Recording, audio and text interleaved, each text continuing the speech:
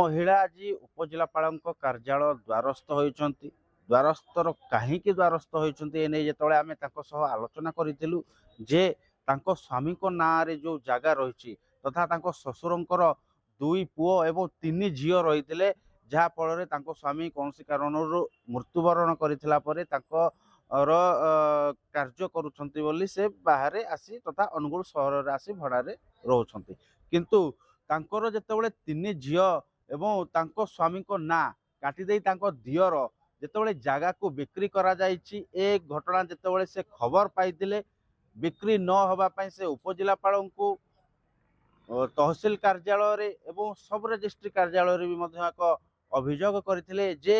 ए registry बा ए जागा बिक्री को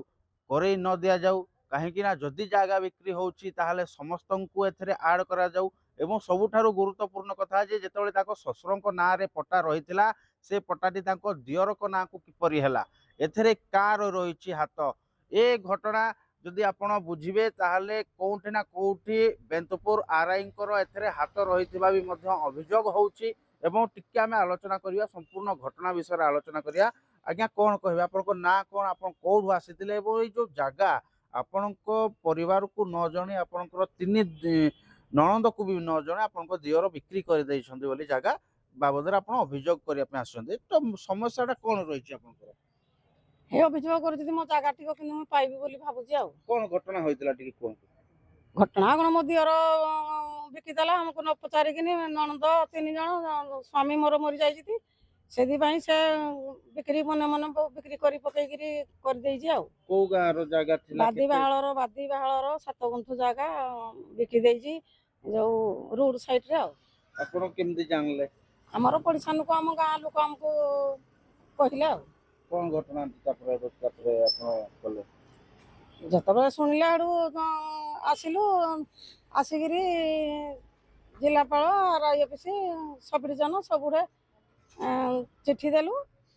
चिट्ठी देला परे एडू आसिगिरी एनका अभियोग करूछु आ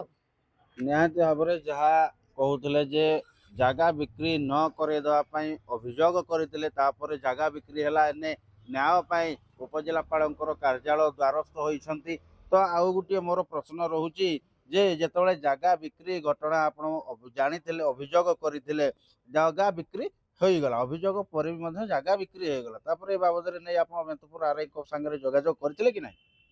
जाइथिलु आरआई की पचारिलु जे आरआई कहले तुम जागा पाइबो कि टंका पाइबो तुम क्या व्यस्त हो जाओ धरिगिनी बोली से हमको कहला गोटे चिठा देले जे आमे आनिगिनी कोटू पेपर जो देले जे आमे कबला बार कहिगिनी लीगल सर्टिफिकेट बार कहिगिरी करू जो तो कोन चाहू जंदी आउ चाहू कौन मो जगह जमी पाइबी बोली मुझे चाहूँ आउ कौन पाइबी धरिकिनी जगह मोर पाऊ मुझे पाए आपर जहाँ कहते जे न्याय पाइबा आज उपजिलापाल कार्यालय द्वारस्थ होती सबुठार गुरुत्वपूर्ण कथा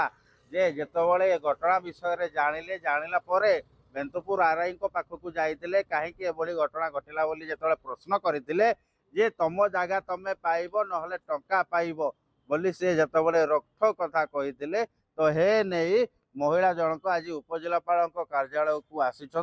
एवं उपजिलापाल को न्यायर भिक मागुंट अनुगुल राजेश पात्र रिपोर्ट एमबीसी टीवी।